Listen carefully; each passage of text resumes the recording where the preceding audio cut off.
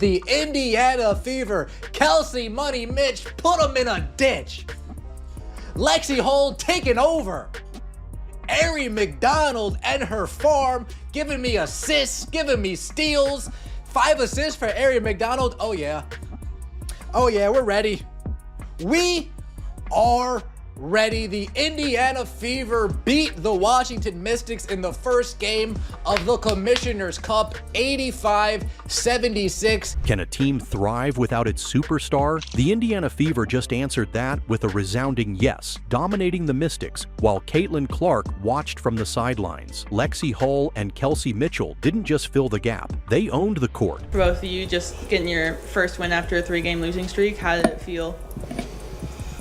I mean, I'm just proud of our group for staying with it. Obviously, we can't control injuries, we can't control any of that, but I think we had 2 really good practices this week, and to be able to come out and get a win after that, I'm just proud of us for fighting, and also just really proud of Arie for coming out and providing just some incredible minutes, 27 minutes, and she was ready. She stayed ready, and we needed every single one of those, and just really proud of the group today. Here's how they pulled off one of the most surprising wins of the season. The Indiana Fever walked into their June 3rd showdown with the Washington Mystics battered, bruised, and counted out. With superstar rookie Calrk sidelined due to a quad injury, the odds were heavily stacked against them. Critics had already written the team's obituary after a 3-game losing skid, which included a brutal loss to the Mystics just days prior. But on this night, the Fever flipped the script. This wasn't just any regular season win, it was revenge, a team dismissed and disrespected. The Mystics had already embarrassed Indiana once this season, defeating them 83-77 on May 28th. Indiana Fever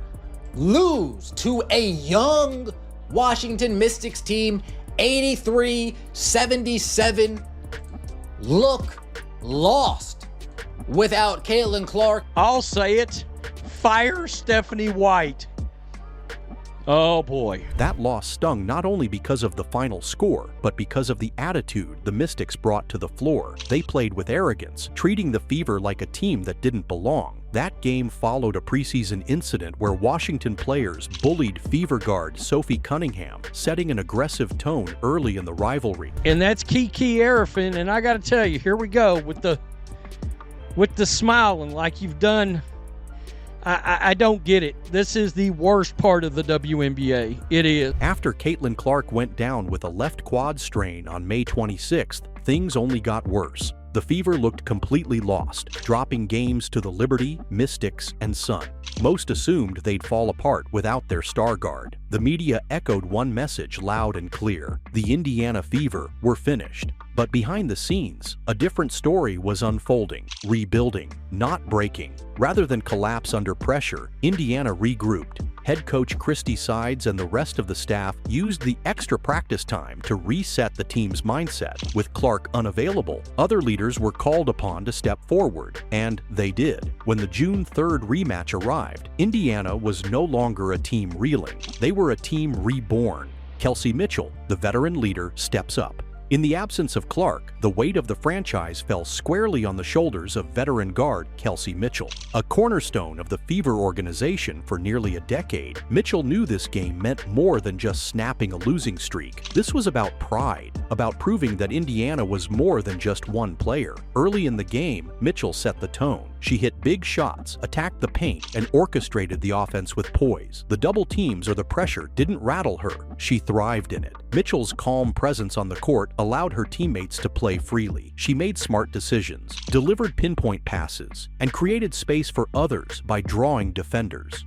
Mitchell finished with 24 points, hitting 4 of her 7 shots from beyond the arc, and shot 50% from the field overall.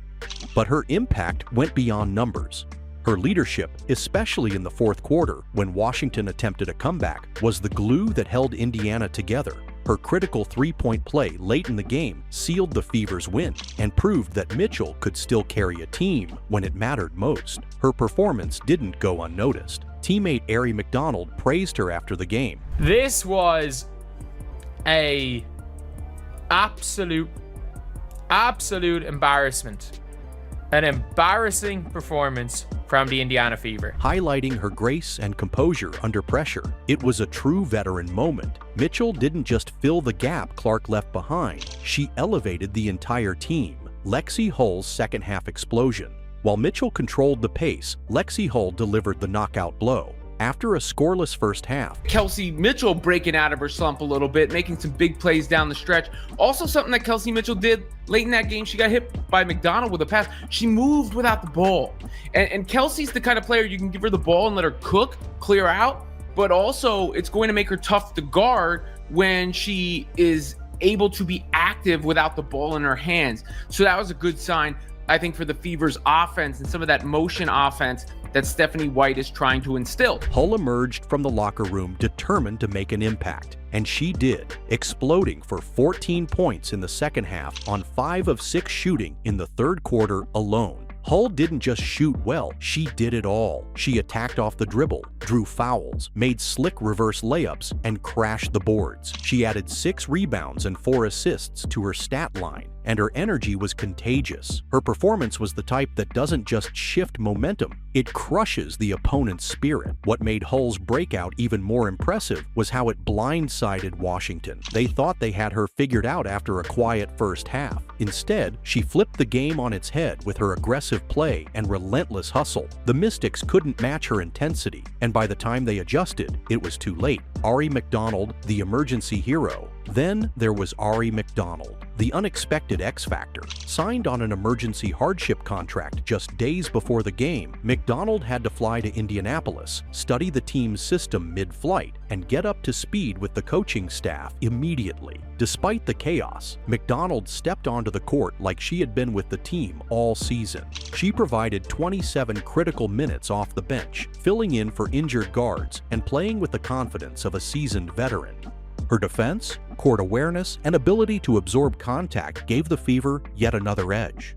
Coach Christy Sides praised McDonald's readiness and praised her hustle. It's hard to overstate what McDonald accomplished. Thrust into a high-stakes game with little preparation, she didn't just survive, she contributed meaningfully to a revenge-fueled win. A total team effort. What separated this Fever victory from past efforts wasn't just individual brilliance, it was the cohesion. The Fever racked up 21 assists on 30 made field goals, a testament to how well they moved the ball and trusted each other. Coach Sides had wanted to instill a more fluid, motion-based offense all season, and this game finally showed what that could look like in practice. Mitchell facilitated the offense, Hull delivered timely shots, and McDonald added crucial depth. Even without their biggest star, the Fever looked balanced, confident, and hungry. Indiana outworked Washington in every category. They played like a team with something to prove, and they proved it. A statement win. This wasn't just another tick in the win column. This was about rewriting the narrative. The Mystics had come into the game expecting a weakened opponent, a repeat of their May 28th dominance. Instead, they ran into a team that used the disrespect as fuel, a team that spent the days after its worst stretch of basketball building resolve, not excuses. The Indiana Fever didn't just beat the Washington Mystics on June 3rd, they made a statement to the entire league. This team is not just Caitlin Calrk. Kelsey Mitchell reminded everyone that she's still a premier guard in the WNBA. Lexie Hull emerged as a fearless scorer capable of swinging games. Ari McDonald showed the kind of tenacity that makes her invaluable in pressure moments. If you enjoyed the breakdown, don't forget to hit that like button, subscribe for more WNBA action, and turn on the bell so you never miss a game recap. See you in the next one.